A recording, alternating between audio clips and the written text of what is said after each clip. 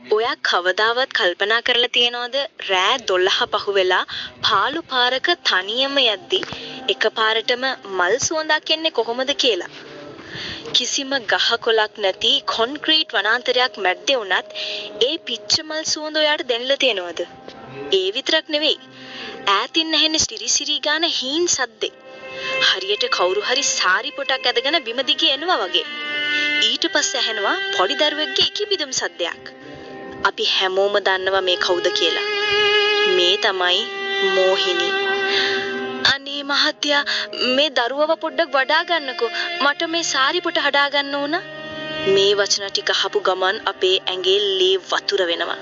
හැබැයි යාළුවනේ මෝහිනී කියන්නේ නිකම් බය හිතන කතන්දරයක් විතරක් නෙවෙයි. මේ භයානක රූපේ පිටුපස තියෙන්නේ කවුරුත් වැඩිය කතා නොකරන අතිශය ශෝකජනක ඒ වගේම අමානුෂික ඇත්ත කතාවක්. අද අපි හාර උස්සන්න යන්නේ ඒ අඳුරු අතීතයයි. මෝහිනී කියන්නේ ඇත්තටම කවුද? ඇය කොහොමද මේ තරම් දරුණු යක්ෂණියක් වුනේ? ගොඩක් අය හිතනවා මෝහිනී කියන්නේ ඉන්දියාවෙන් ආපු දේවතාවියක් කියලා. ඔව් හින්දු පුරාවෘත්තවල විෂ්ණු දෙවියන්ගේ මෝහිනී අවතාරය ගැන සඳහන් වෙනවා. නමුත් ශ්‍රී ලංකාවේ අපට හමු වෙන පාරවල් ගානේ රැට සැරිසරන මෝහිනී ඊට වඩා හාත්පසින්ම වෙනස්. ඇය ලංකාවෙම ඉපදුණු ලංකාවෙම ජීවත් වුණු කාන්තාවක්.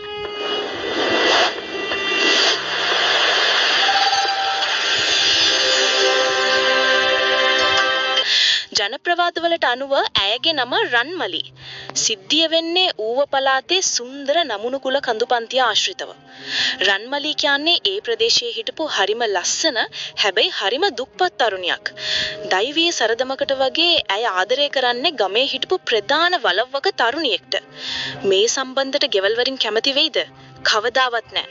වලව්වේයි මේ දුක්පත් කෙල්ලව පන්න ගන්න නොකරපු දෙයක් නැහැ. අන්තිමේදී කර කියා ගන්න දෙයක් නැතිම තැන මේ ආදරවන්තයෝ දෙන්න තීරණය කරනවා ගම අතහැරලා තැනලා යන්න. ඔවුන් නවාතන් ගන්නේ නමුණු කුල කැලේ තියෙන පුංචි ගල්ලෙනක. කටුක වුණත් ඔවුන් එහි සතුටින් හිටියා. වෙඩිකල් යන්න කලින් මේ පුංචි පවුලට අලුත් සමාජිකයෙක් එකතු වුණා.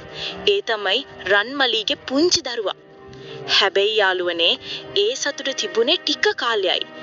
එක දවසක් රන්මලීගේ සැමියටයි දරුවටයි තදබල වුණක් හැදෙනවා. සමහරු කියනවා ඒක කැලෑ වුණක් කියලා. ඉතින් මේ දෙන්නට බෙහෙත් වරන්න රන්මලී කැලේ ඇතුළට යනවා. අය ආපහු වෙනකොට සිද්ධ වෙන්න තියෙන නරකම දේ සිද්ධ වෙලා ඉවරයි. ගොඩක් අය නොදන්න කාරණේ තමයි මේක. ඇයගේ සැමියා මැරුණේ උනෙන් නෙවෙයි. රන්මලී නැති අතරේ මේ ගල්ලෙනට කඩා වදිනව වල් සතෙක්. පැරණි ජනප්‍රවාදවල සඳහන් වෙන්නේ අං තීන මුවක් හෝ ගෝණයක් වගේ සතෙක් කියලා. මේ සතා යාගේ අං වලින් ඇනලා රන්මලීගේ සැමියව මරලා දානවා. ඒ විතරක් නෙවෙයි. ඒ කලබලෙදී රන්මලීගේ අත දරුවව මේ සතාගේ කකුල් වලට පෑගිලා පොඩි වෙලා මැරෙනවා. ආපහු වෙන රන්මලී දකින්නේ ලේවිලක් මැද මැරිලා ඉන්න තමන්ගේ සැමියයි පොඩි වෙලා ගියපු තමන්ගේ දරුවයි. මේ දුක දරා ගන්න බැරි වුණු රන්මලී නමුණු කුල කන්දේ උස්සම තැනට දුවගෙන යනවා. ඇය තීරණය කරනවා තමන්ගේ ජීවිතේ නැටි කරගන්න. හැබැයි පණින්න කලින් ඇය මුළු සමාජයටම සාප කරනවා. අපිව මේ කැලේට එළවපු අපේ මේ විනාශයට වග කියන්න ඕන හැම පිරිමියෙක්ගෙන්ම මම පලි ගන්නවා කියලා ඇය දිවුරුනවා. අන්න එදා නමුණු කුල කන්දෙන් පහලට පැන්නේ අහිංසක රන්මලී වුණාට එතනින් උපත ලැබුවේ මෝහිනී කියන යක්ෂිනියයි.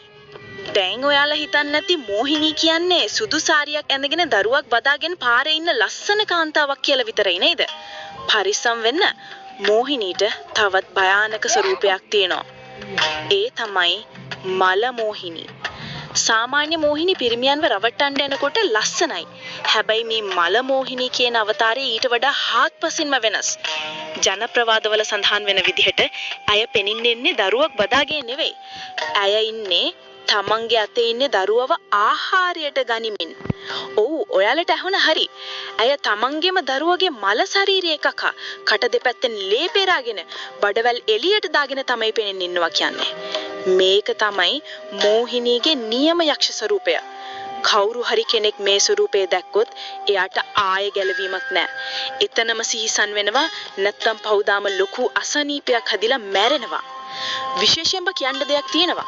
ඔය කවදාවත් දැකලා තියෙනවද පාරයිනි තෙල් බෙදපු කෑම ඌරුමක් වගේ දේවල් අරගෙන යනකොට අපේ වැඩිහිටියෝ කියනවා යකඩ කෑල්ලක් ළඟ තියාගන්න කියලා. ඒකට හේතුව තමයි මේ මල මොහිනී. අය තෙල් බෙදපු කෑම සුවඳට සහ පුලුටු සුවඳට හරිම ආසයි.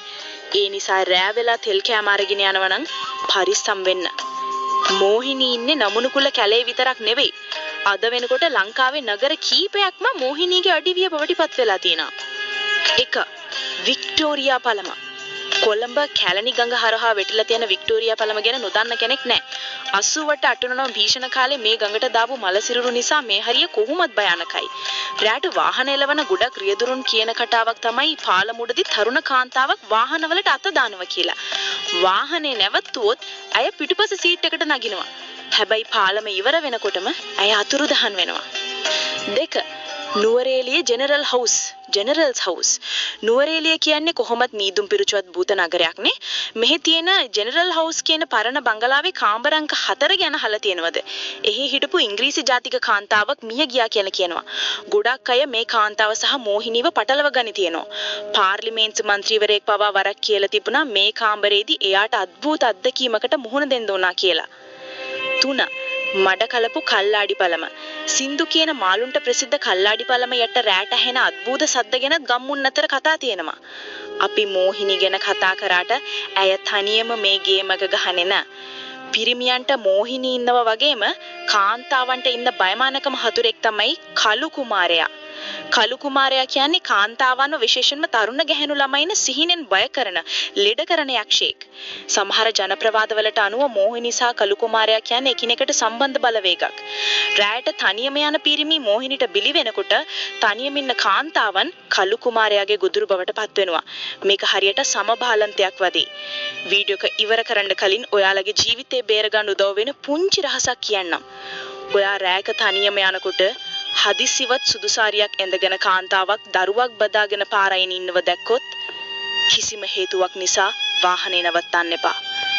ඇය දිහා කෙලින් බලන්න එපා. විශේෂයෙන්ම ඇයගේ ඇස් දිහා. ඔයා ළඟ යකඩ කෑල්ලක් තියාගන්න. පරණ අය කියන විදිහට යකඩවලට සහ දෙහිවලට මේ ආත්ම බයයි. මතක තියාගන්න අනේ මහත්යා කියලා ඉන කේ අහිංසක කටහඬට රැවුනොත් ඊළඟට ඔයාට හැඳ ලැබෙන්නේ ඔයාගේම මරණය කටහඬ වෙන්න පුරුවන්. මේ වීඩියෝ එක බලන ඔයාටත් මෙහෙම අත්දැකීම් තියෙනවා නම් පල්ලෙහෙන් කමෙන්ට් කරන්න. මේ වගේ තවත් අద్భుත ඒවත් ඇත්තම කතා දැනගන්න අපිව සබ්ස්ක්‍රයිබ් කරන්න අමතක කරන්න එපා.